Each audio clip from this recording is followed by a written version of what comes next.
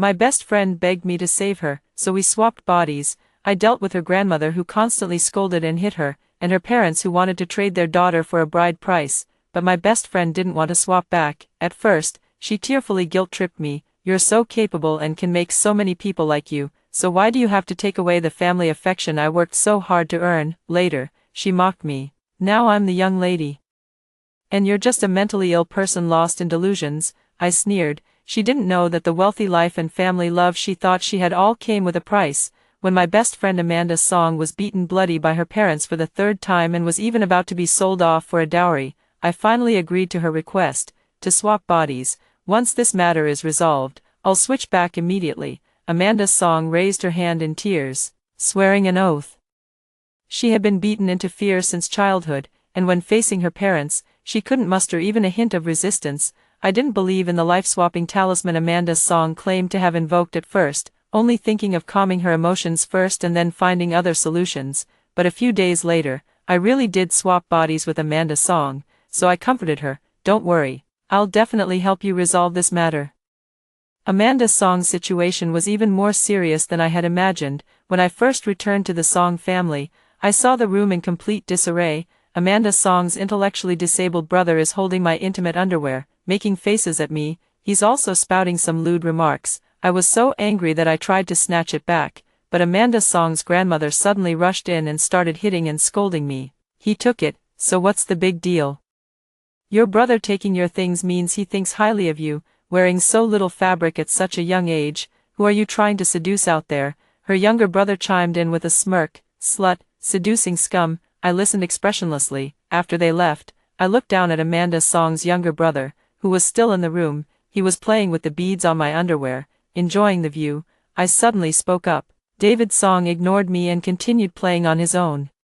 So I laughed and said, the one the aunt next door is wearing is even prettier, and it sparkles. Now David's song had a reaction. His eyes darted around, and without a word, he ran out. Not long after, I heard the loud, scolding voice of the fierce, middle-aged woman next door, mixed with David's song's cries. I heard it was that old woman who introduced someone to David's song's parents. I listened for a sentence or two, then lowered my head and began tidying up the room that David's song had turned upside down. Then I went to the kitchen and found a kitchen knife. David's song vaguely said that I had told him the aunt next door was wearing prettier underwear. The old woman, who had been sitting on the ground crying and cursing, wailing about how she was being bullied at her age. Upon hearing this, she immediately got up briskly, grabbed a broom, and rushed in. She cursed while doing so. I knew that little wretch had no good intentions, even trying to harm her own brother. What sin has my family committed to be visited by this calamity? David's song also followed by her side, shouting, beat her to death, beat her to death. As she spoke, her malicious gaze kept wandering over me. I am holding a kitchen knife and sharpening it. Song's parents are not at home during this period. When I saw this old and young pair rushing in to settle accounts, I smiled at them. Grandma, is it time to eat? Amanda's song said that her grandmother is a bully who preys on the weak. Sure enough, old lady song's arrogance immediately diminished quite a bit. David's song raised the object in his hand, wanting to throw it at me, shouting for his grandmother to sell me off, but his mouth was quickly covered. Seeing the kitchen knife in my hand, the old woman's eyes darted around, and without another word, she threw down the broom, sat on the ground, and wailed, claiming I was trying to kill them. The commotion grew so loud that many people came to watch. Milk. My eyes instantly reddened, my voice choked with tears. I'll learn to do things, I'll earn a lot of money in the future. Please don't sell me. As soon as these words were spoken, the people around immediately began to murmur, sell, the Song family is selling their daughter. What a sin. The Song family's daughter finally got into a key high school, only to be forcibly brought back by her parents to get married. I heard they're demanding a hefty bride price just because she's a high school student. Isn't that exactly like selling their daughter? Didn't that girl from the Song family run away back then? How come she's back again? Run away? How could she run? Her roots are here. There's no escaping it. The fact that Amanda's song was forced by her parents to meet a blind date had long been common knowledge. Especially that time when Amanda's song resisted and ended up with a bloody head, being rushed to the hospital. I listened to the discussions around me, lowered my gaze to conceal the chill in my eyes, and continued to feign a look of fear. Hearing these words, Grandma's song couldn't keep up appearances either. She immediately scowled and raised a broom to shoo people away. damn good-for-nothing girl," she spat fiercely in my direction, her face darkening. "Just wait until your parents come back, we'll see how much longer you can keep up this act. I've known all along that you, milk." I abruptly cut her off, the smile on my face gradually fading. "Look, none of them believe I would kill you." I grabbed a cleaver and went to the yard to catch a chicken, slaughtering it with an expressionless face. Chicken blood splattered onto my face. The words Granny's song was about to say instantly stuck in her throat. She stared at me and suddenly shivered. When Grandma's song called my parents, she said I was possessed and that I was going to kill them, urging them to come back quickly. The two of them impatiently agreed and warned me not to cause any trouble at home. I obediently agreed. "Alex, this wretched girl, Mom, don't overthink it. How could I not know what Amanda's personality is like?" Alex Song impatiently interrupted, then softened his tone. "I know you've never liked her, but Amanda is about to get married soon. So don't let others laugh at us. Besides, how can there be so many supernatural things in this world? This is Amanda's appearance, and it won't change." Old Mrs. Song was afraid of her son. Her lips trembled a few times, but in the end, she couldn't say anything. "Grandma, look, even Dad doesn't believe you." I smiled at Grandma's Song and glanced at David's Song. "Over the past few days, I've given David's Song quite a few snacks and toys, and his attitude toward me has improved a bit compared to before. It's just that the occasional glances he throws my way are still far from friendly."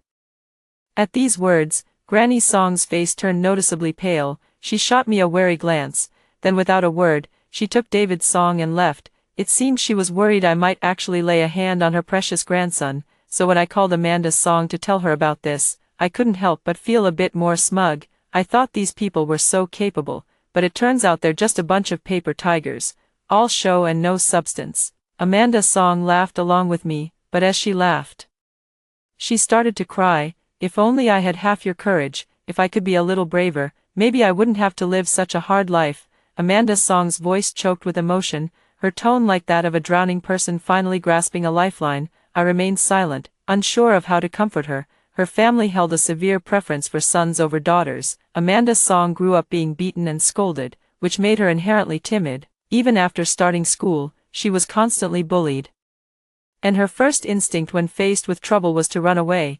If she couldn't escape, she would simply endure it silently. That's why I've told Amanda's Song many times and tried to correct her many times, but she just can't change. This time, escaping from the hospital to find me probably took the greatest courage she's mustered in over a decade. Pitiful and pathetic, but I really can't bring myself to leave Amanda's Song to die, especially since she once saved me, such a timid girl. Yet when I was cornered by thugs, she mustered the courage to call the police. Then, taking advantage of the chaos, she led me to her secret hideout. Although the hideout was littered with trash everywhere, she still managed to find a relatively clean little space. Don't be afraid." At that time, Amanda's Song's legs were trembling violently, yet she still tried to comfort me.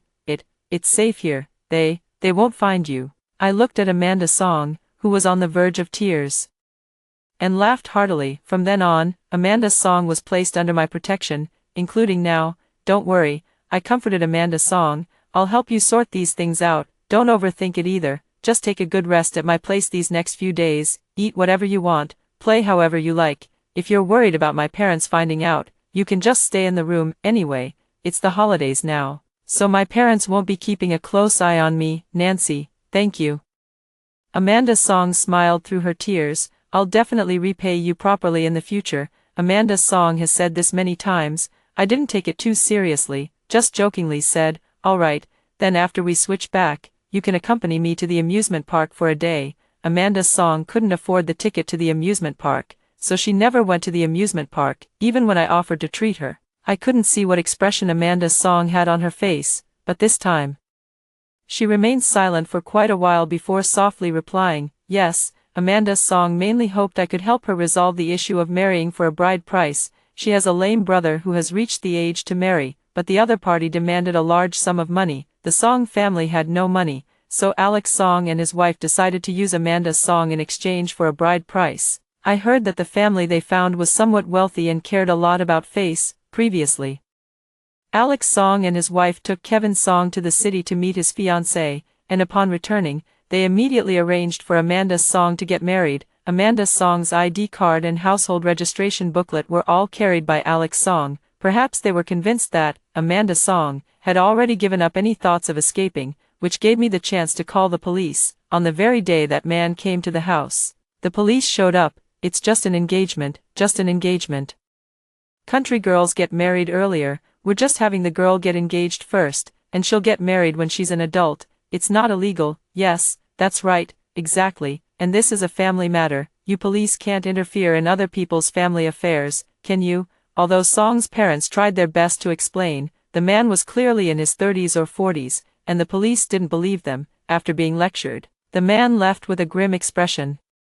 The matter of exchanging the bride price naturally fell through. You little brat. Alex Song was so furious he was half dead, raising his hand to hit me, but he was scared off by the kitchen knife I held up. He threatened me with a fierce but hollow tone. You've really gone too far. If you don't want to get married, then I'll sell you off to get a wife for your brother. If you still think about selling me for a bride price, then I'll truly rebel against you. At worst, I'll trade my life for yours. Let's see who else you can find to marry off. I looked a bit crazed, which actually scared Alex Song, but Kevin Song refused to believe in such nonsense. You damn money-losing wretch, if I don't have the money to marry a wife, I'll beat you to death today. He charged forward, picked up a stool, and swung it at me. I wasn't prepared and got hit a few times, but I never let go of the kitchen knife in my hand. In the chaotic struggle, the kitchen knife cut Song Ming's hand. You bitch. Fiona, heartbroken for her son, immediately rushed over, glaring at me with venomous eyes.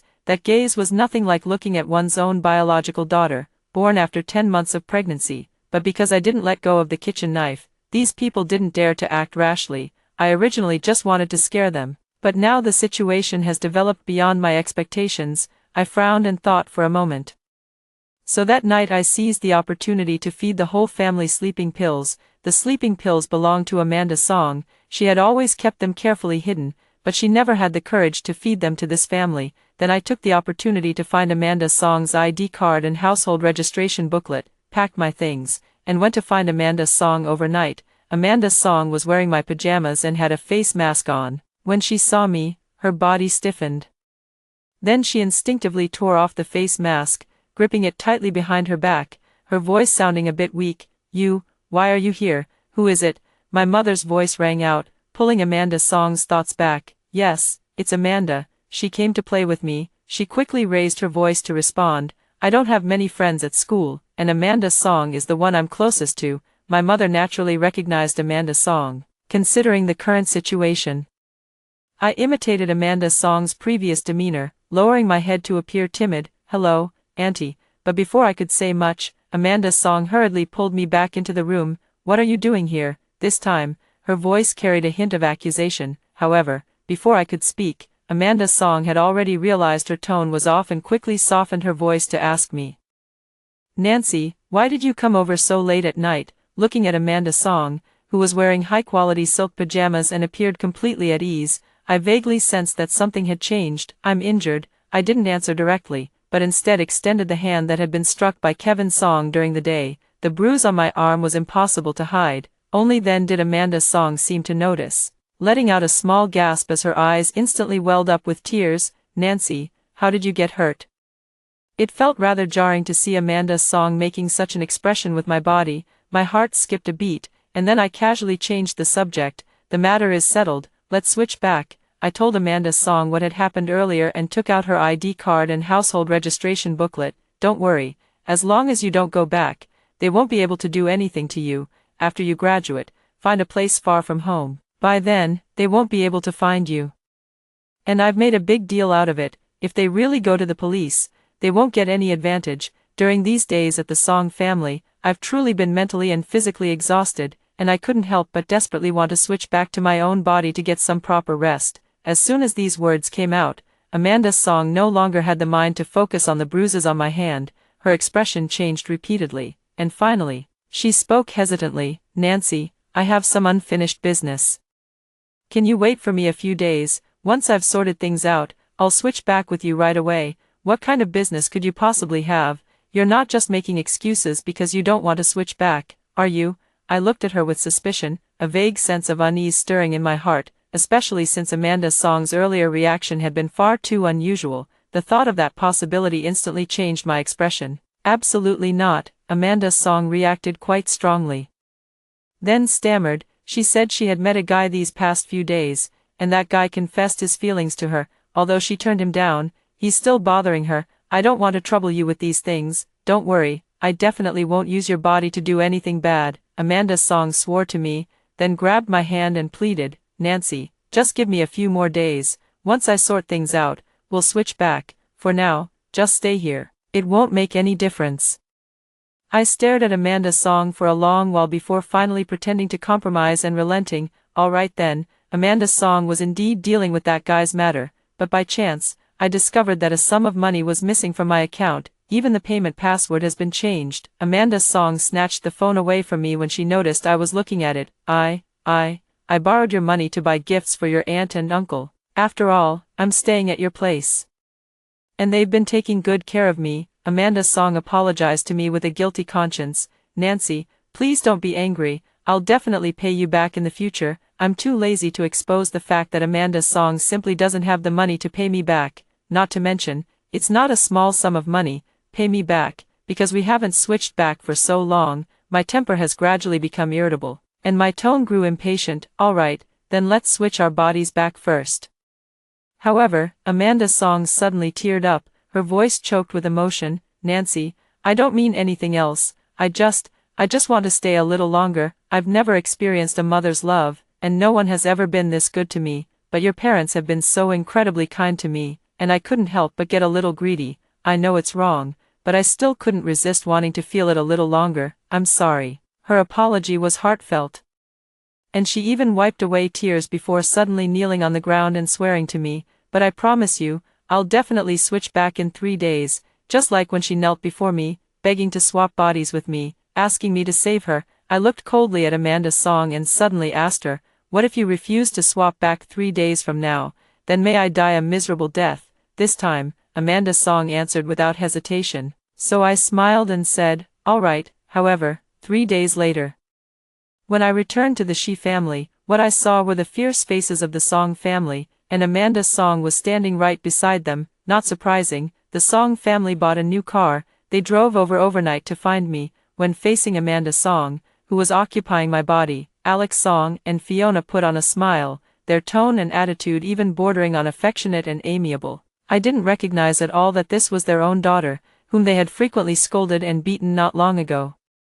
My mother also smiled and said a few more words to the Song family. The most important thing with children is communication. Amanda, you silly girl, how could you run away from home just after a few arguments with your family? Luckily, our Nancy is attentive and noticed something was wrong. I looked at the people in front of me with an expressionless face, and when I heard this, I turned my gaze to Amanda's song. She felt guilty under my stare and instinctively turned her head away. The Song family couldn't wait to take me back, but I insisted on having a few words with Amanda's song. Amanda's song, is this what you meant by wanting to switch back? Trembling with anger, I couldn't help but raise my hand and slap Amanda's song across the face. Amanda's song seemed not to expect that I would actually take action. She covered her face, looking at me in disbelief, her eyes filled with disappointment. Nancy, I thought you were the one who understood me the most. Amanda's song sobbed as she spoke, then outright emotionally blackmailed me. You're so capable and can make so many people like you. Why do you have to take away the family affection I worked so hard to earn? The commotion here caught the attention of the Song family and my mother. My mother walked straight over, frowning. What's going on? Never mind, Amanda's song quickly answered. It's just that Amanda is blaming me for telling her family without her permission. As she said this, she pretended to accidentally touch her face and hissed in pain. Did she hit you too? My mother's gaze then held a hint of concealed displeasure toward me. After all, these past few days I had been eating the She family's food and using their things, and then right before leaving, I had even hit their precious daughter. It's getting late, you should head home soon. My mother's voice was cold, unwilling to spare me another glance. And just as I was about to be forcibly taken away by the Song family, I suddenly went mad, rushing forward to grab my mother and explain, Mom, I'm Nancy. Amanda's song tricked me into swapping bodies. She's a liar. When Amanda's song heard this, there was no trace of panic on her face. She stood there accusing me. Amanda, I know you've always been jealous of me, but how could you say such things to slander me? And besides, there's no such thing as supernatural body swapping in this world. If you're going to make up a lie, at least find a more reasonable excuse." Amanda Song frowned, her impatient and disappointed expression almost identical to mine from before. I wanted to bring up some details to prove my words, but before the words could leave my mouth, Kevin Song slapped me hard across the face, then covered my mouth. He was probably retaliating for my earlier call to the police. That slap filled my mouth with a strong, metallic taste of blood. His eyes glared at me with a dark, menacing look. "What's gotten into you? Are you planning to disown your own parents and your own brother now?" Meanwhile, Alex Song and Fiona kept apologizing to my mother. "All right." My mother put her arm around Amanda Song's shoulder, adopting a nearly protective stance. "You should take her back now. Our Nancy has a kind heart, but I don't want her kindness to be used as a tool by some people to hurt her." As she said this, my mother shot me a look of disgust, her tone carrying a hint of warning. Alex Song quickly agreed, then had Kevin Song cover my mouth and forcibly take me away. Before leaving, I watched Amanda Song hugging my mother, a happy smile spreading across her face. Meanwhile, I was dragged by the Song family. My hair pulled as they forced me toward the car, but no one noticed that. With my head lowered, I gradually let go of the anger on my face. In the end, I smiled silently. The Song family didn't hit me. They were afraid of leaving scars on me, which would affect the price later. I was locked in the storage room, and my phone, ID card, and household registration booklet were all taken away. The room that originally belonged to Amanda Song was connected to the adjacent room of Kevin Song, directly converted into Kevin Song's new bridal chamber. Plus, there's that newly bought car. It seemed as if the Song family had suddenly come into a large sum of money to spend as they pleased. To prevent me from having the strength to escape, the Song family only brought a steamed bun every few days. "Stay put and behave yourself. Don't even think about escaping in this lifetime." It was probably because Kevin Song's marriage was settled that the Song family let me out of the storage room. I guess Amanda Song must have said something. The Song family no longer believed in the obedience I deliberately displayed, but instead put a chain around my neck. Anyone could pull the chain at will. The youngest, David Song, would force me to kneel down and let him ride me like a dog, shouting, "Bitch, big bitch." The Song family burst into laughter, and I gradually grew numb, starting from my initial fierce resistance. A few days later, the family for the arranged marriage arrived. After the Song family had money, they were reluctant to spend it, so they thought of arranging a marriage exchange. The man in the marriage exchange was in his 30s and was said to have a serious tendency toward domestic violence. The girl from that family seemed to be just as timid and numb as Amanda Song, but I saw the intense hatred in her eyes. Both families were very satisfied after meeting, and fearing any complications, they quickly set a date. Perhaps because a major concern had been resolved, Kevin Song and Alex Song drank quite a bit that day.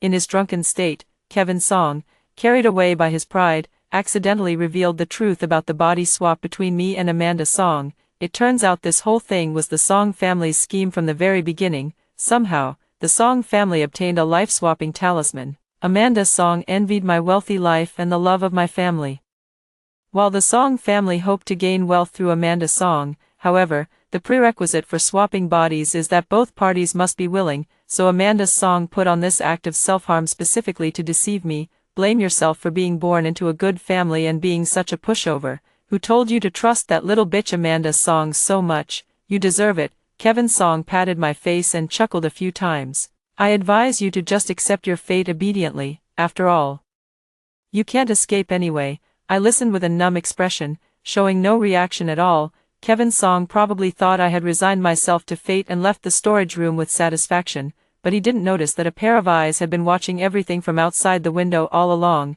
I just tilted my head, and flashed a faint smile in that direction. Kevin Song has been in a good mood lately, because Aurora has been coming to the Song family to see Kevin Song, sometimes even showing a hint of girlish shyness. Even though it was an arranged marriage, the two of them get along as sweetly as honey. This has caused Kevin Song's long-suppressed chauvinism and confidence from the past 20 years to swell up again in an instant. So even when Aurora accidentally fell into a ravine and broke her leg, and someone came to discuss with Kevin Song about postponing the wedding, Kevin Song agreed without hesitation.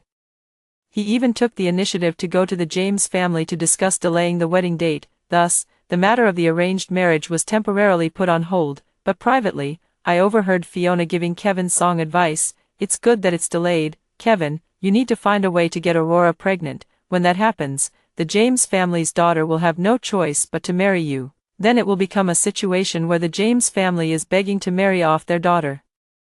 Unless they don't care about their reputation. As for the one at home, just find another family to sell her to, and you can even get an extra sum of money. Kevin Song was initially hesitant, but wouldn't doing this be unfair to Aurora? I can see that Aurora really likes me. What's the use of that kind of liking? Fiona lightly tapped her son and chided him. Living still requires money. Are you going to turn down a wife that comes for free? Besides, in the end, isn't all this money from your parents going to be left to you? So, after just a moment of silence, Kevin Song agreed to Fiona's suggestion. The next day, he frequently went to the James family to visit Aurora. Meanwhile, Fiona was thinking of ways to sell me off to someone else. After much thought, she finally decided to go back to the first family she had in mind. However, before Fiona and her son could carry out their plan, something happened in the Song family. David Song made a scene in public, insisting that I should not marry anyone. You can't sell it, you can't sell it. What nonsense are you talking, child? Old Mrs. Song, who had been taking care of David Song, seemed to sense something and nervously tried to cover his mouth. However, even though David Song was born with intellectual disabilities, he was still much more agile than an old woman. So he swiftly snatched the keys from Grandma Song, opened the storage room, and forcefully pulled me out, staring straight at me while repeating, "Mine, can't sell." A commotion ensued. It was unclear whether they were shocked by David Song's vile intentions toward his own sister or by the fact that the Song family treated their daughter like a dog. The incident quickly spread. Alex Song returned and, upon hearing the news, pulled out his belt with a grim face and gave David Song a severe beating. Meanwhile, Fiona cried and screamed as she rushed over to pull my hair, calling me a seductive troublemaker and a disaster that ruins families. I fought back desperately, and the scene descended into chaos. But even after breaking a stick, David Song still stared at me with a dazed look, calling out, "Sister," while giggling foolishly. That night, David Song set fire to the Song family home. I was locked in a storage room far away, so the fire didn't reach here. Amid the flames, I vaguely saw David Song waving a kitchen knife wildly. The posture was just like slaughtering a chicken. Only Kevin Song, the shallow sleeper of the Song family, survived. When the fire broke out, his first instinct was to flee. He didn't even think to wake his still sleeping parents or his grandmother, who had always doted on him. By the time Kevin Song realized what was happening, the fire was already out of control. When I was rescued from the storage room, Kevin Song was sitting on the ground in a daze, repeating, "It's all gone, everything is gone."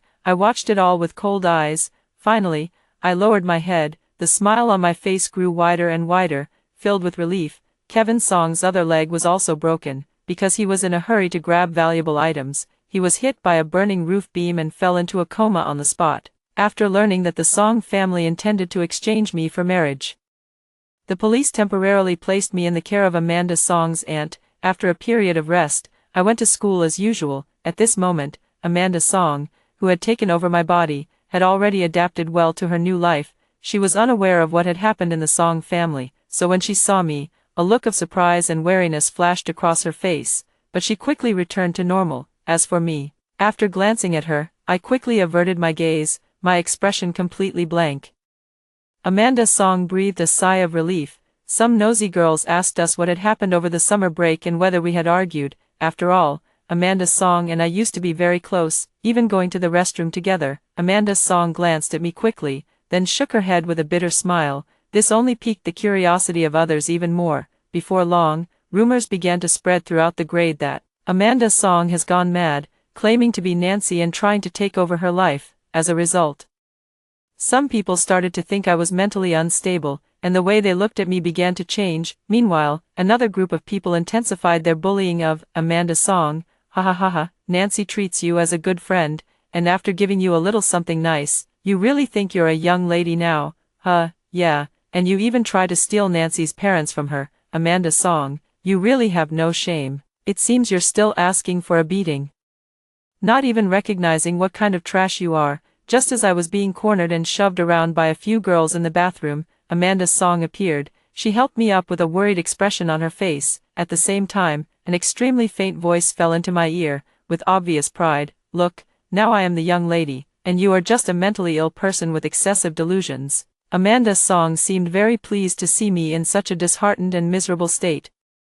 But when she turned to face these bullying girls, she put on an extremely displeased attitude. Who allowed you to bully Amanda? The way she protected me was almost exactly the same as how I had protected Amanda's song before. Even my arrogant tone was copied. I tugged at the corner of my mouth, a flicker of mockery quickly flashing in my eyes, but on the surface, I still wore that same numb expression. Amanda's song drove away these girls for me. Once again earning a reputation for being forgiving and letting go of past grievances, the class bell rang, and there was hardly anyone around. Amanda's song looked down at me from above, her tone carrying a hint of condescension. Amanda's song, the only way for you to live a better life now is to please me. She deliberately emphasized the 3 words, Amanda's song. Why? After a long pause, I asked her hoarsely. I was so good to you before, why are you treating me like this, being good to me? Amanda's song sneered, her voice growing noticeably sharper. You think living like a lapdog, kneeling before you, acting according to your moods, and waiting for you to occasionally throw me a bone when you're in a good mood, that's being good to me, Nancy. Why do you get to have such a wonderful life, while I have to look up at you like a rat in a filthy ditch? Why? Amanda's song looked at me with barely concealed hatred in her eyes. I trembled with anger, yet couldn't help but be frightened by her ferocious appearance now. It was probably this bit of fear that greatly pleased Amanda's song. She moved closer to me, affectionately taking my hand, her tone enticing. But as long as you're willing to fawn over me like a lapdog, I might be able to give you a little benefit. I remained silent for a long while before finally telling her, with a choked voice, what had happened to the Song family. I pleaded with her, Amanda, after all, he is your brother. He doesn't have the money for medical expenses now, and if he can't have the surgery, his other leg will be ruined too. Amanda's song stared at me with a complicated expression. After a long while, she sneered coldly, shook off my hand, and said sarcastically, Nancy, you really are a hopelessly good person, but unfortunately, I can't wait for those people to die. When talking about the Song family, Amanda's song's tone was full of hatred. Give money to Kevin Song. I'd rather give it to a beggar than pay Kevin Song's medical bills. How could someone like him not die in the fire? Amanda's song left after a long bout of sarcastic remarks. I watched her retreating figure in silence. Only after she had completely disappeared did I reach into my pocket and end the call that had been going on for a long time. It was a call to Kevin Song. Kevin Song indeed sought out Amanda's song. For Kevin Song, Amanda's song was now his cash cow. He used that secret to brazenly threaten Amanda's song into giving him money, and because of the harsh words Amanda's song had spoken back then, Kevin Song now felt no familial affection left for Amanda's song at all. At first, it was just paying for medical expenses, but later it turned into much more. Several times when I went to the hospital, I could see Amanda's song storming out of Kevin Song's ward in a rage. Her hair was disheveled, and there were even slap marks on her face, and every time Amanda's song saw Kevin Song, I would be bullied by other classmates once more. Every time this happened, Amanda's song would step forward to protect me. It seemed she was using this method to gain some indescribable sense of vanity. As she wished, I also learned to flatter her, just as Amanda's song had done before, and at such times, Amanda's song would be particularly generous with her money. So I used this money to buy a lot of things, for example, some pinhole cameras, and also some small luxury items. Kevin Song's appetite grew bigger and bigger, especially when they saw that even I had luxury items. So when it came time to ask for money again, Kevin Song snarled, you can buy such expensive things for this little bitch. What's wrong with giving your own brother a little more money to make my life better? But Amanda's song said she had no money left either. She had given Kevin Song a lot of money during this period, and out of some kind of vanity, she had given me quite a bit as well. The expenses were so high that they had already caught my mother's attention. Amanda's song naturally didn't dare to tell the truth and could only find an excuse to brush it off. She also warned Kevin Song, if you still want me to give you money in the future, then you better tone it down. But Kevin Song didn't believe it, so the two of them started arguing. I just stood quietly outside the hospital room, watching these two people fight like dogs. Amanda's song, forced by Kevin Song, had no choice but to borrow money from Brett. Brett is my brother, he just returned to the country. Amanda's song had always envied how well Brett treated me. Now she could rightfully enjoy the kindness Brett showed to Nancy. This is a necklace that brother Brett brought back for me from an auction abroad. Amanda's song proudly showed me her necklace. Her face tinged with a certain girlish shyness, and I cooperated by showing a hint of restrained jealousy. This made Amanda's song even more smug, but soon, the necklace worth millions on Amanda Song's neck disappeared, replaced by a scarf that was out of season. I caught a glimpse of a bruise around her neck. Amanda Song endured for several days before finally unable to hold back and asked me, was Brett good to you back then? I nodded, very good. Did he ever hit you? Amanda Song's tone was urgent. I pretended to look very surprised. How could that be? If my brother hit me, I would go tell Mom and Dad. They would definitely scold him. After all, they love me the most. As I said this, I lowered my head, my tone filled with sadness. Amanda Song's eyes lit up, and after casually exchanging a few more words with me, she hurriedly left, watching her retreating figure. I curled my lips into a faint, ambiguous smile.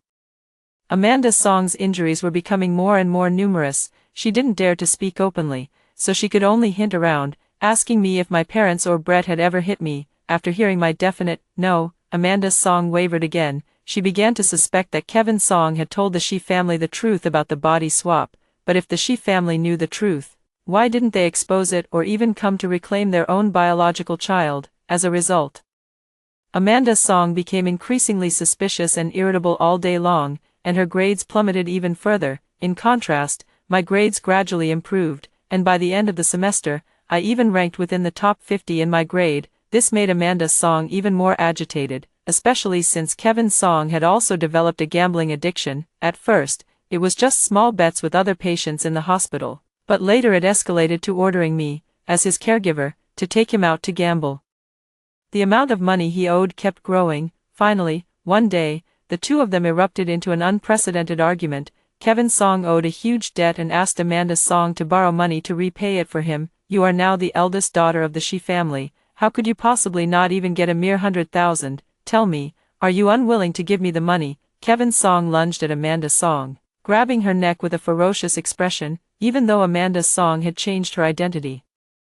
Her fear of Kevin Song was deeply ingrained in her bones, but this time, I saw Amanda Song's face darken with uncertainty. After a long while, it seemed as if he had made some kind of decision. All right, Amanda Song's voice was hoarse, I'll pay off your debt, but this is the last time. Kevin Song paid no attention. Before leaving, I glanced at a corner of the hospital room. There was a hidden pinhole camera there. During the final exams, I achieved the 4th best score in my grade.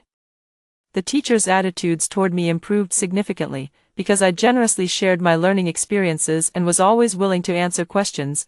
My relationships with classmates who were once distant have grown much closer. On the other hand, Amanda Song, due to the issues involving Kevin Song and the Shi family, not only saw her grades plummet but also became unusually irritable in her daily life.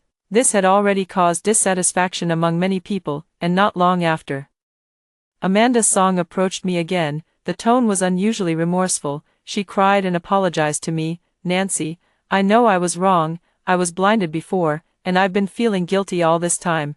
Plus, with Kevin Song being a ticking time bomb, I haven't slept well in a long time. Nancy, can I give your body back to you? I noticed the bruises on Amanda Song's arms that were almost impossible to hide, but I didn't say a word. She had no money.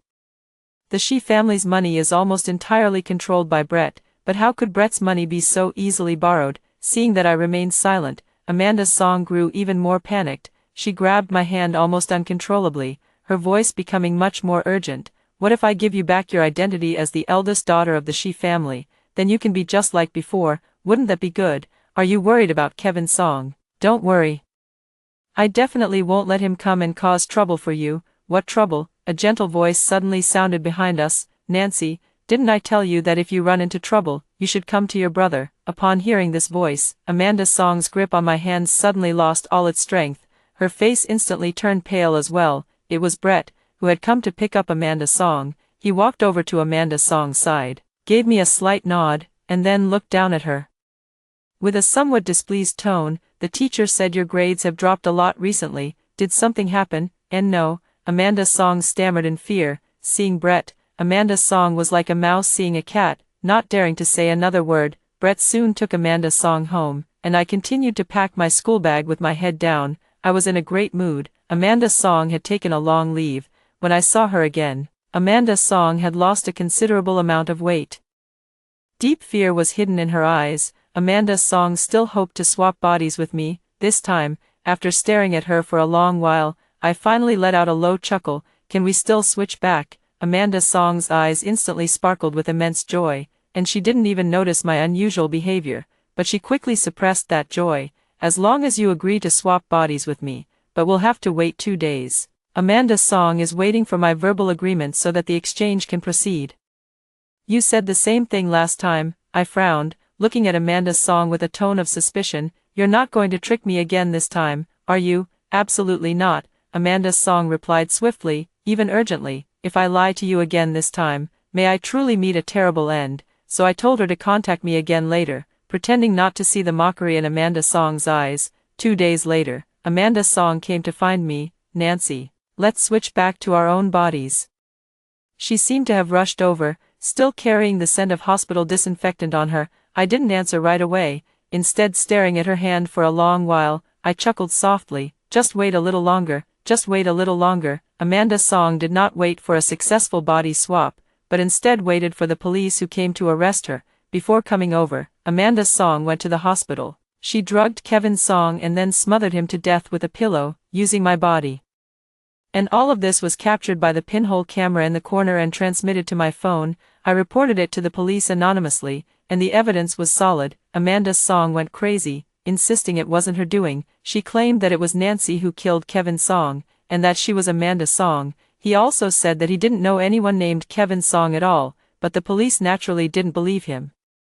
Because many people had previously seen Amanda Song frequently visiting Kevin Song's hospital room, and some had even heard the two of them arguing. Amanda Song was taken away by the police. After the Shi family learned about this, they did not take much action, only sorrowfully saying, "Those who do wrong should be punished, even if it is our beloved biological daughter." But not long after, several videos began circulating widely online. One video showed Brett, the heir of the Shi family, abusing his own younger sister in their family villa. Others were videos of him torturing animals and imprisoning homeless people. These videos immediately caused a huge uproar as soon as they were released, especially when the police found a basement in the Shi family villa, which contained evidence that Brett had not had time to destroy. Both the videos and the evidence were anonymous. Brett was quickly arrested by the police, but on the day of his arrest, he was stabbed 3 times by the brother of a missing girl. It is said that when he was taken to the hospital, he was already breathing heavily and struggling to take in air.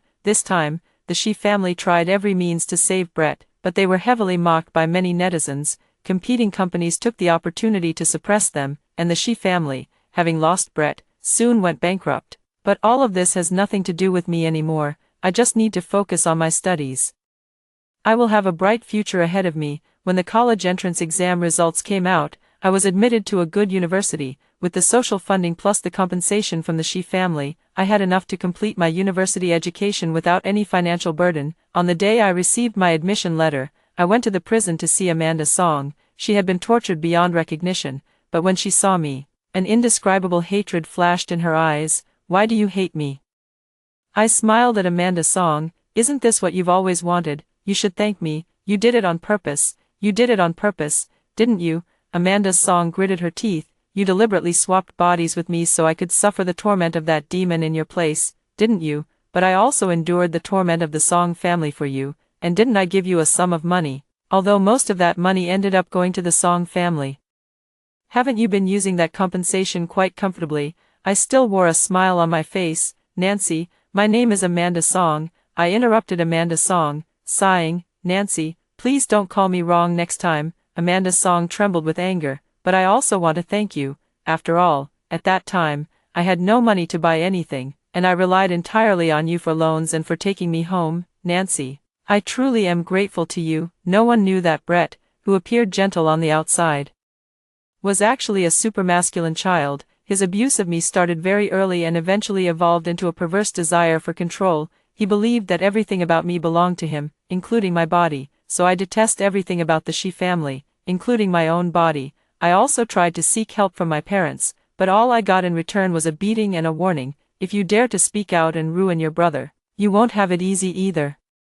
It was after that attempt to seek help that my parents began strictly controlling every single expense of mine. I can't call the police, and I can't get any evidence, but fortunately, I became Amanda Song. As Amanda Song, Nancy could place cameras in the Shi family villa and report Brett's sinister basement. Before leaving, as if remembering something, I said to Amanda Song, "Actually, David Song treated me quite well." After all, among the whole family who wanted to sell me, he was the only one who hoped I would stay at home. It's just that his sister complex might be a bit too strong. I sighed with emotion. Actually, the Song family was right to criticize me back then. David Song did become that way partly because of my influence.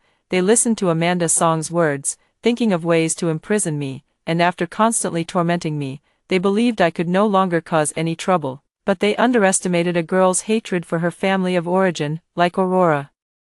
And all I had to do was fan the flames, making the fire in her heart burn brighter and brighter. So Aurora agreed to bring me some forbidden-themed and bloody violent discs and books. I always knew that David Song liked to go through Amanda Song's things, and his attitude towards Amanda Song was almost obsessive. That day, David Song overheard everything in the storage room. He was born with an intellectual disability, but he understood one thing: Amanda Song was going to be sold. Once sold, she would no longer be in this home, and she would no longer belong to him. What I needed to do was to keep amplifying the malice in David Song's heart, then wait for an opportune moment to erupt. But unfortunately, these people will never know the truth. Fortunately, there is still Amanda Song. She understood, so Amanda Song instantly widened her eyes, looking at me with deep fear for the first time, and I just smiled at her. Then turned and walked toward the light. Nancy, or rather, the Nancy who had completely become Amanda Song, did not choose to work in a big city after graduation. She went to a backward area to become a primary school teacher, so almost everyone knew that the new female teacher was particularly strict about the girls' education, especially for those families who couldn't afford to send their children to school but whose children wanted to attend. This teacher Song would even pay out of her own pocket. She encouraged girls to go to school and carve out a world of their own. She even taught rural women who were willing to learn how to read and write for free. Many people praise her kindness, until one day, the security guard gave Teacher Song a letter. That day, many people saw the usually gentle and smiling Teacher Song show a discomposed expression for the first time. There was only one line on the letter. Are you enjoying the stolen life-changing talisman? After hearing the first story above, what are your thoughts? Feel free to share your opinions in the comments section. Next, there is another similar story. Let's continue to see. My niece was born with heterochromatic purple eyes. My sister says it's a symbol of noble lineage, a sign of good fortune, extremely rare in the world, and she boasts about it to everyone she meets. But the doctor told us it's a manifestation of a birthmark that has seeped into the eyes. I strongly urged my sister to actively pursue treatment, even paying out of my own pocket and personally taking care of her, until the birthmark was perfectly removed. Later, whenever my niece faced setbacks, my sister would say, "It's all your aunt's fault. If she hadn't insisted on removing the symbol of your rare bloodline, you wouldn't be so ordinary now." I always laugh off such words, never expecting my niece to take them seriously. She took advantage of my unpreparedness and pushed me down the stairs. When I opened my eyes again, I had returned to the day my niece was born. This time, I pretended to understand nothing, saying, "You're all right, Jiang Yuan." My niece, whom I raised since childhood, was now standing on the stairs, looking down at me from above. Save me. Blood oozed from the back of my head, blooming into a bewitching crimson flower on the floor. I reached out to her, pleading for help. "My dear aunt, how could you be so foolish? It was me who pushed you down." Jiang Yuan sneered coldly. "Why?" Tears uncontrollably streamed from my eyes. "I don't understand how the once innocent, tender, adorable, and pink little dumpling could suddenly become such a terrifying sight, from babbling and toddling to now becoming the most promising young painter." I poured my heart and soul into nurturing her, never expecting to have raised an ungrateful wolf. Still playing dumb, I heard it all from my mom. "If you hadn't removed my purple heterochromia, I would have surely shone brilliantly at this gallery exhibition." Caught Mr. Gu's attention, and that bitch who's inferior to me in every way would never have gotten close to him. So it turns out, all the kindness I showed her couldn't compare to a moment of disappointment. My consciousness gradually blurred. When I opened my eyes again, I had actually returned to the day my niece was born. "Congratulations on the birth of your daughter." The nurse carried my niece out of the operating room. Upon hearing this, my brother-in-law's family abruptly halted their steps forward. "How is this possible? They say sour cravings mean a boy and spicy cravings mean a girl. My wife loved eating sour plums the most during her pregnancy. Are you sure you didn't make a mistake?" My brother-in-law, Jiang Hao, shouted loudly, completely disregarding the strange looks from others. My aunt, unwilling to give up, reached out to unwrap the swaddling cloth. After confirming it was a girl, she slumped to the ground and wailed. How could we end up with such a worthless burden? Our Jiang family has been a single line for 3 generations. How are we supposed to carry on the family line? My mother stood by, flushed and fidgeting, as if she had truly done something wrong to their family. At that moment, my sister was just being wheeled out of the delivery room by the doctor. Seeing the scene outside the door, her weary face turned even paler, as if drained of all color. It was the people around who couldn't bear to watch any longer and spoke up to intervene. What's wrong with your family? Nowadays, we advocate for gender equality. Favoring sons over daughters is a feudal remnant. That's not how things are done anymore. Yeah, what era is this? And you're still stuck on favoring sons over daughters. Do you have a royal throne at home that needs to be inherited? The Qing dynasty fell a long time ago. The onlookers chimed in one after another, and the aunt had no choice but to awkwardly get up from the ground, glaring fiercely at her sister. Seeing her brother-in-law's face growing increasingly grim, her sister's faint, breathless voice came through. Stop it, it's my fault. I've let Ahau down by not being able to give him a son. The brother-in-law's family immediately puffed up with pride. This is our family matter. What business is it of yours?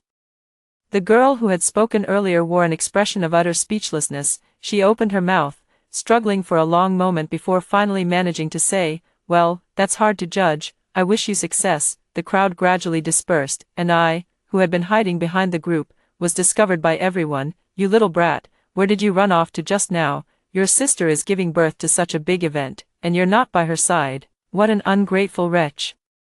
My mother gave me a heavy pat on the back and pushed me toward my sister's hospital bed. Ungrateful wretch. In my previous life, to protect my mother and sister, I argued with my brother-in-law's family in front of the delivery room over their preference for sons over daughters. I even declared that if they didn't want to raise the child, I would do it myself. I willingly took on this thankless task, only to end up raising an ungrateful wretch with all my heart and soul. This time, I pretended to be deaf and dumb, watching coldly from the sidelines. I won't try to interfere with others' choices, I won't sympathize with their fate, and I won't care about their opinions of me, because I've found that some people are born cold and selfish, and some parents' love for their children is conditional. Just like after I was pushed down the stairs, my mother and sister clearly knew about it but pretended to be deaf and dumb, publicly claiming that I fell accidentally.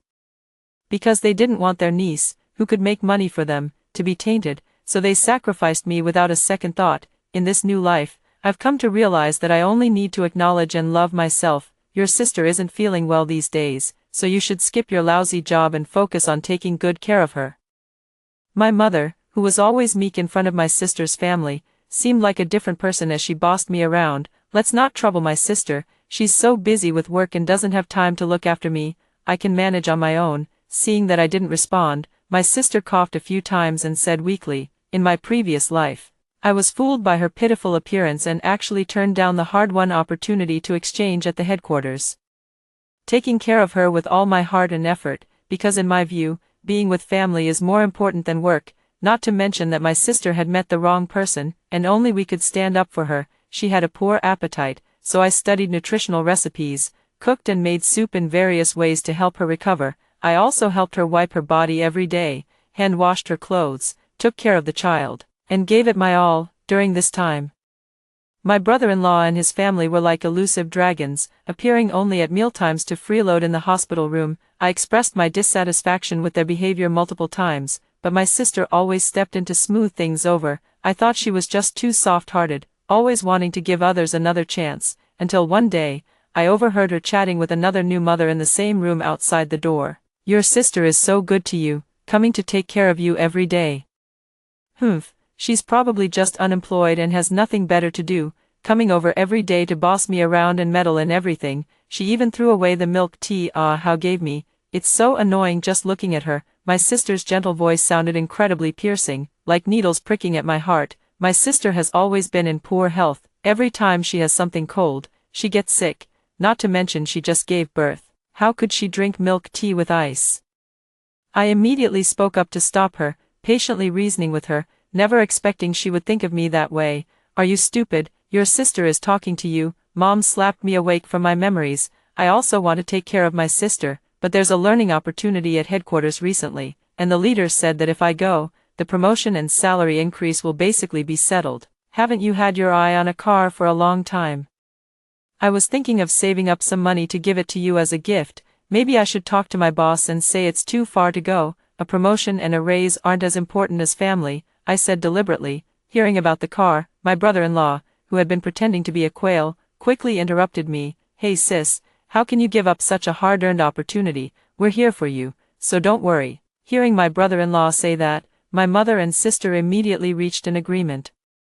It seems that chaotic days are about to begin. Purple heterochromia, the chosen one, bringing honor to the family, blessed with good fortune. Not long after I started studying at the headquarters thousands of miles away, I saw my sister post this on her social media, accompanied by a photo of my niece, with a faint hint of purple in her right eye. I know the doctor noticed my niece's abnormality just like in my previous life, but my sister not only dismissed it but actually took pride in it. While some people in the comments questioned it, the astonishment of many others only emboldened my sister. What birthmark? There's no such thing as a birthmark, only in the eyes. I've looked it up. It's called purple heterochromia, extremely rare. This is proof of being chosen by fate. My Jyoti is a blessed child and will surely bring us a big, healthy baby boy. My sister's comments in the discussion section were truly laughable. Just gave a like, and the phone rang. Sis, you've seen it too. Our Jyoti is a blessed one. How about we come stay for a few days so you can share in the good fortune? Hearing this news, I sneered inwardly. It seemed the tip-off from my friends back home was right on the mark. Jiang Hao got tired of taking care of her after just 2 days, hiding at the office every day under the pretense of working overtime and getting cozy with a new female colleague. His mother is also a formidable character, spending all day playing mahjong outside. Neither taking care of the children nor doing household chores, and even expecting her sister, who was in her postpartum confinement, to bring her meals. My mother had no choice but to move in to live with my sister, taking care of the entire family along the way. Before long, both of them were already exhausted and overwhelmed. The moment the child was weaned, they thought of me, wanting to dump the child on me to take care of. Their scheming was so blatant it felt like they were slapping me in the face with it. I refused them, citing frequent business trips and an unpredictable schedule as the reason. Before hanging up the phone, my sister suddenly asked me, Sis, do you think there are really birthmarks that grow in the eyes, and do they keep getting bigger? I'm not really sure. That's a professional question. You should ask a doctor. How would I know? Because I was teased by other kids for half a year for getting tanned as a child. I deeply understand the pain of appearance-based discrimination, so when the doctor said the birthmark had a high risk of spreading, I didn't want my niece to suffer like I once did. I insisted on the treatment plan and covered all the costs myself, but this time, I left the decision up to them. Lacking calcium as a child, lacking love as an adult. You're an ugly monster, disliked everywhere you go. After several years of hard work, my salary had multiplied several times over, and I had bought a house of my own in another city. Seeing that I hadn't returned home for so long, my leader granted me an extended leave. To avoid trouble, I deliberately changed into patched clothes and returned to the small county town, pretending to be down and out. At the intersection in my hometown, a group of children around 10 years old surrounded a girl, circling her while singing these words. Just as I was about to step forward to stop them, an elderly woman stopped me, advising me not to meddle in other people's business to avoid getting myself into trouble. It seemed my puzzled gaze was too obvious, so my mother-in-law told me, the middle child is notoriously ill-tempered, even to the point of almost abandoning his own younger brother. When she was bullied before, it wasn't that no one helped her, but they were all repaid with ingratitude and extorted a large sum of money, over time.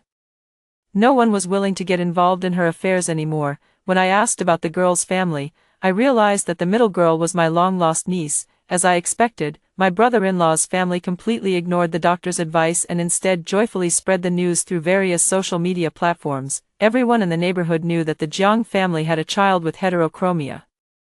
And many came out of curiosity, greatly satisfying the family's vanity. As a child, she was a chubby, fair-skinned little bundle, wrapped in swaddling clothes like a glutinous rice ball, with big eyes that melted the hearts of onlookers. My brother-in-law's family also started live streaming, making a fortune from viewer donations.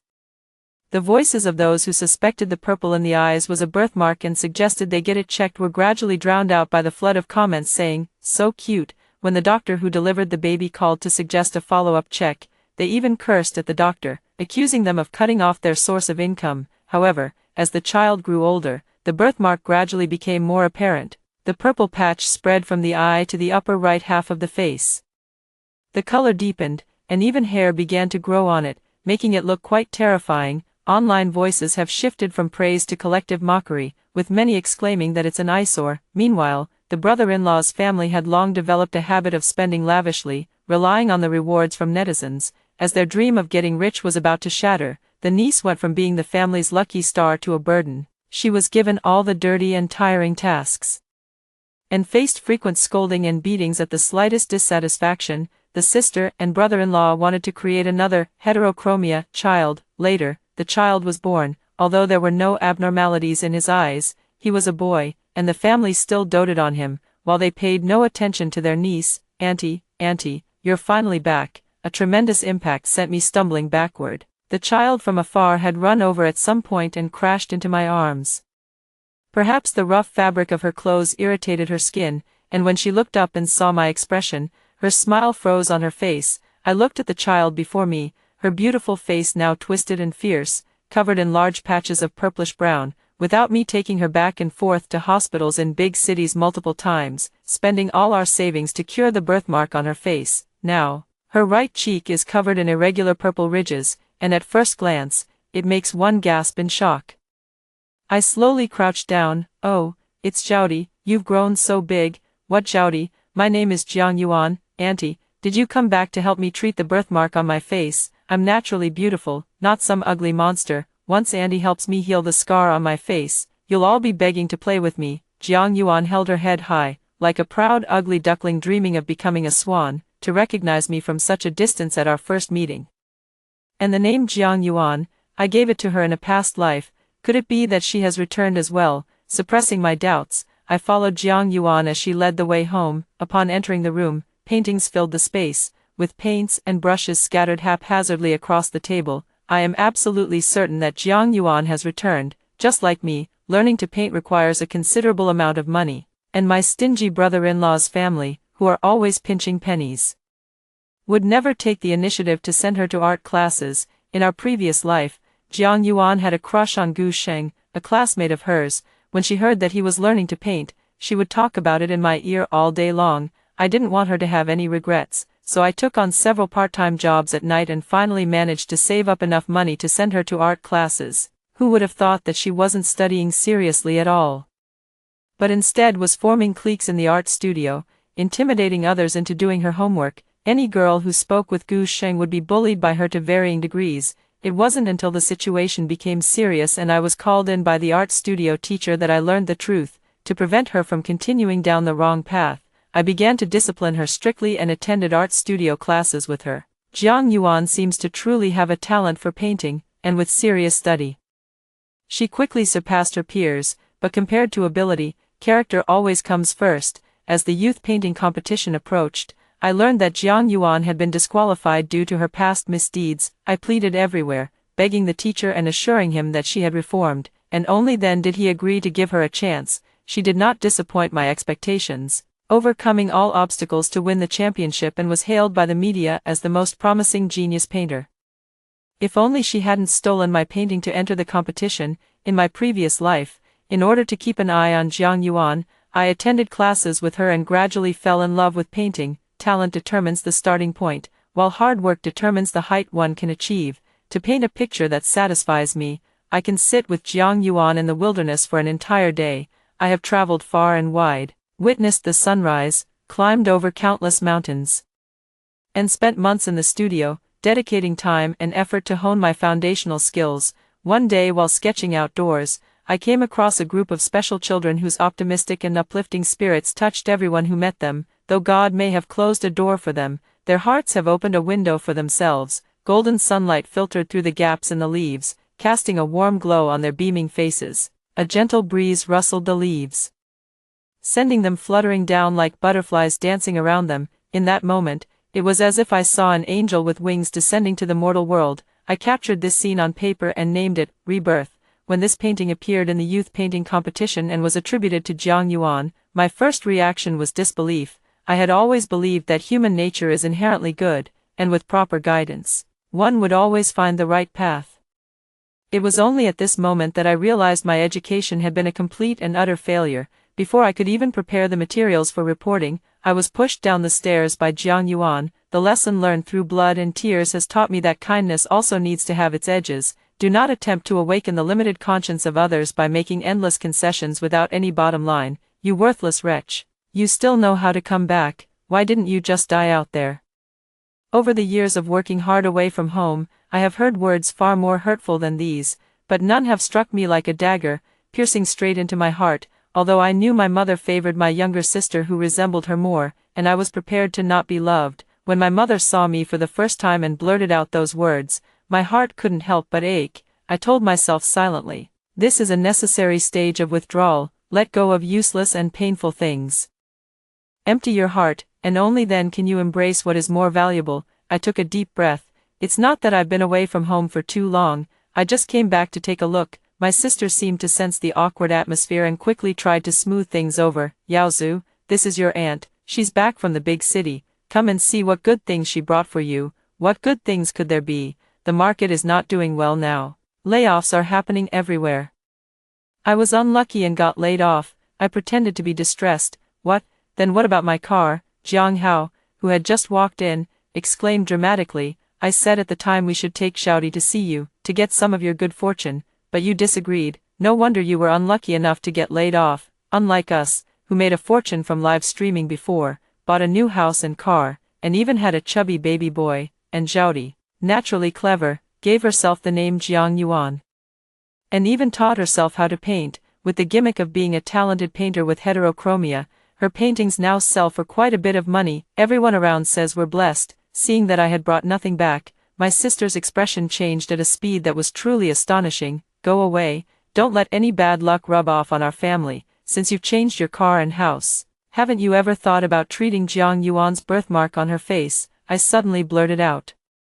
What birthmark? Shame on you for having lived in a big city for a while and still being so ignorant. We specifically consulted a fortune teller. Look at these purple eyes and purple face. They say it's a sign of a heavenly purple star descending, bringing good luck and blessings to the family. Exactly, exactly. Look at how well our family is doing now. You must not be jealous and trying to ruin our family's good fortune. Listening to my mother and sister go back and forth, I was utterly shocked. They didn't notice that Jiang Yuan, who had been silent for a long time, was growing increasingly gloomy in her eyes. From what I know of Jiang Yuan, she is arrogant, domineering, and holds grudges, not someone to be easily bullied. She held back because the beating she received for intentionally losing her brother nearly cost her half her life, and she learned her lesson the hard way, which is why she pretended to be obedient. She knew she was too weak, and her family wouldn't take her to the hospital, so over the years, she kept sending me messages, waiting for me to take her away for treatment,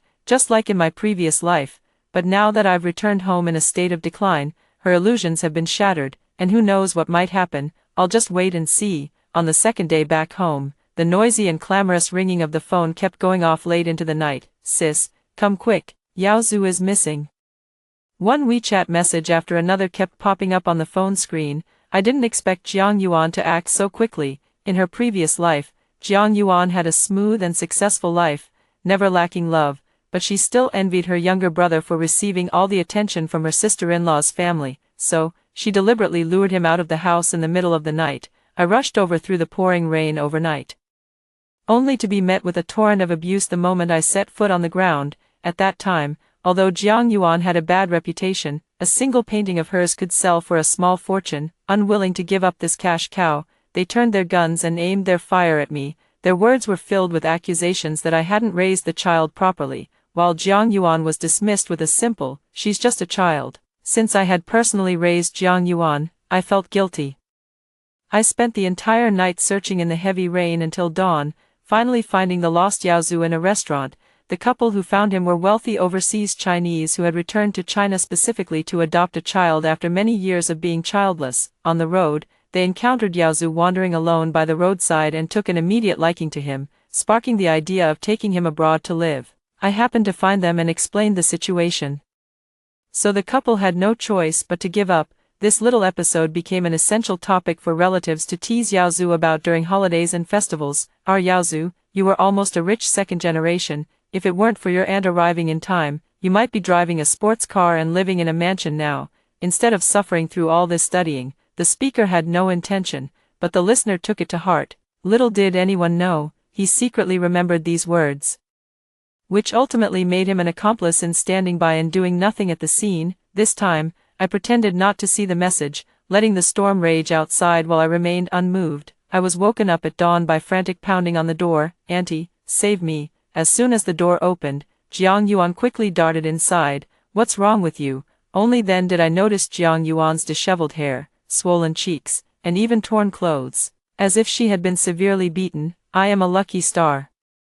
If you take me with you, I can share my fortune with you and help you earn a lot of money." Jiang Yuan seemed to have no way out, kneeling before me and pleading desperately. "You damned little wretch, is this how you look after your brother? Poor Yaozu, he'll have to spend the rest of his life lying in a hospital bed." The door was kicked open with a bang, followed by an endless stream of curses and the sound of a stick striking flesh. Amid my sister's curses, I gradually pieced together what had happened. It turned out that without my intervention, Yaozu had indeed encountered that couple, just as he had in my previous life, but beneath their glamorous appearance lay hidden unspeakable deeds. It was only later, when I saw the news, that I learned the overseas Chinese couple were actually a cover for human traffickers. They specifically targeted lone children on the streets as prey, trafficking them to other countries for profit. In my previous life, because of my arrival, they were afraid of being exposed and would rather lose this business than cause more trouble, so they had no choice but to give up. I was afraid that this incident would cast a shadow over Yaozu's childhood, so I never told him. Little did I know that my good intentions would foster deep-seated hatred in his heart, becoming the very thing that sealed my fate in this life. Yaozu got his wish and was taken into the car by that couple. However, he accidentally woke up while sleeping and overheard their conversation. Using his childlike cleverness, he pretended to be carsick, rolled down the window, and took advantage of a moment when no one was paying attention to jump out of the car in an area with heavy traffic. The child who jumped out of the car quickly caught everyone's attention. But unfortunately, the speeding car behind couldn't brake in time and crashed straight into him. The doctor diagnosed that he might have to spend the rest of his life in a wheelchair. Yaozu woke up in the hospital and couldn't accept the reality that he could no longer walk. He threw a fit and harbored deep hatred for the person who caused him to get lost. Yaozu's brother-in-law's family felt heartbroken for him. After Jiang Yuan was severely beaten, he also began to feel fearful. So he came to me seeking protection. "You only got a beating, but Yaozu lost his legs." I stopped my sister, who was still fuming, and under Jiang Yuan's expectant gaze, I uttered this classic line, "Since it's already happened, just take it as a lesson learned. Jiang Yuan is still just a child. She definitely didn't mean to lose her brother, and she must be feeling very guilty inside, so don't blame her anymore." I pretended to be understanding and enlightened them, returning the exact words they had said to me in my previous life. The boomerang would eventually come back to hit them one day. Watching their frustrated expressions, I secretly laughed to myself. The commotion ended when the police arrived due to the loud noise. Under the watchful eyes of everyone, my sister and Jiang Yuan had no choice but to reluctantly turn back the way they came. After they left, I immediately packed my things and rushed to the station. It wasn't until I boarded the southbound bullet train that my heart finally settled. Recalling the scene I had seen in the video earlier, I couldn't help but feel a wave of lingering fear. Since it's an old residential area and there have been frequent theft incidents, the property management purchased a batch of cameras in bulk. The neighbor is a young woman living alone, and she chose the most advanced version with enhanced audio-visual synchronization. Her phone receives alerts whenever someone passes by, and even the slightest sound can be heard clearly. The fact that the younger sister and Jiang Yuan lingered at the door for too long caught her attention. Although they deliberately lowered their voices, she could still hear their secret conversation. My sister and Jiang Yuan went all out to put on a show, with Jiang Yuan pretending to be at the end of his rope and coming to rely on me. They planned to drug me when I least expected it and sell me to the crippled Li back in our hometown, all because he promised a bride price of 200,000 yuan. They even fantasized that I could help them take care of the immobile Yaozu back in our hometown, killing two birds with one stone. When I first returned, I helped a neighbor pay for some small change at the community supermarket and exchanged contact information. She immediately sent me the video, urging me to stay alert and call out if needed. Seeing this scene filled me with indignation. Even a stranger I met only once could offer a moment of warmth, so how could a blood-related relative make someone feel so cold-hearted? I promptly dialed 110 to report a suspected case of domestic violence in the neighborhood, and the police were already on their way. Opened the door to welcome this spectacle. Not long after getting in the car, the phone rang incessantly. as if it wouldn't stop until I answered, picking up the phone. The word, mother, came into view. Having braced myself for a storm of criticism, what reached my ears were words of utmost care and concern, leaving me puzzled. After some small talk, we finally got to the main point. Your sister has always been frail since birth, so I've paid more attention to her since she was young. As for Yaozu, he's in such a state now, and I have little hope left for him. It's just their fate. What worries me the most right now is you're not getting any younger. And your sister already has several children, yet you're still alone. Whenever you have a headache or a fever, we feel helpless and unable to do much. Do you remember Li Gang from our hometown? He used to insist on marrying you when you were kids. Your sister mentioned that she saw him last time she went back home, and he still has you on his mind. Now their family has made some money from their business, so you won't suffer if you marry into it. How about I buy you a ticket? And you go back to meet him? Tears welled up in my eyes without me realizing it, and I forced down the lump in my throat. Is it just to meet him once? Hearing the coldness in my voice, the voice on the other end suddenly sharpened. What kind of attitude is this? I'm doing all this for your own good. Do you think at your age you can find a better place? You should be grateful someone wants you. Hurry up and pack your things to come back with me. My voice was so loud that the nearby passengers looked at me with surprise, but I was completely unaware, my mind filled with her words.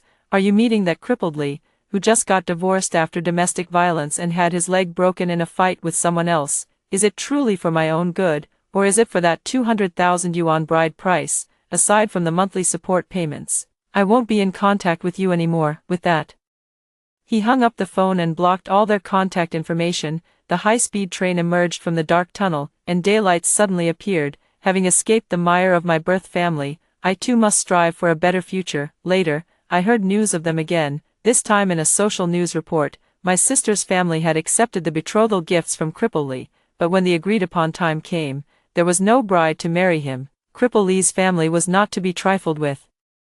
They were used to bullying their way around the village and directly stormed their home. The brother-in-law's family had intended to use Jiang Yuan to keep him in check, but Cripple Lee looked down on Jiang Yuan, who had a birthmark covering her face. Feeling insulted, Jiang Yuan deliberately provoked him, subtly mocking Cripple Lee. Yaozu had already become increasingly gloomy and sensitive due to his leg issues. The group quickly got into an argument over a few words.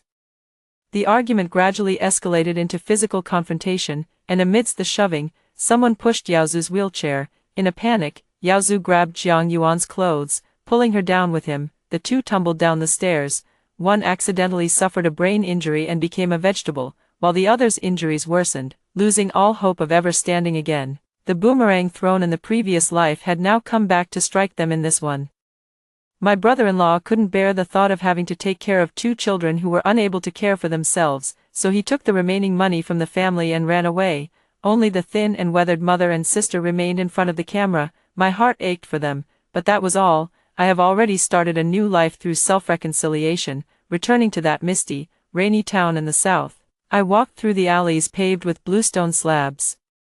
Holding an umbrella, the gentle breeze and fine drizzle brush against my face, and even the most troubled heart finds peace amidst the pink-tinted walls, blue-tiled roofs, and mist-shrouded homes. Stealing a moment of leisure in this fleeting life, my heart is half at peace, half in bliss. In this serene and elegant setting, I pick up my paintbrush again, sketching silhouettes of the ancient town, and painting the vibrant chapters of my own life. After hearing the two stories above, what are your thoughts? Feel free to share your opinions in the comments section. Looking forward to hearing from you. If you liked this story, don't forget to like it, share it, and subscribe to my channel. See you next time.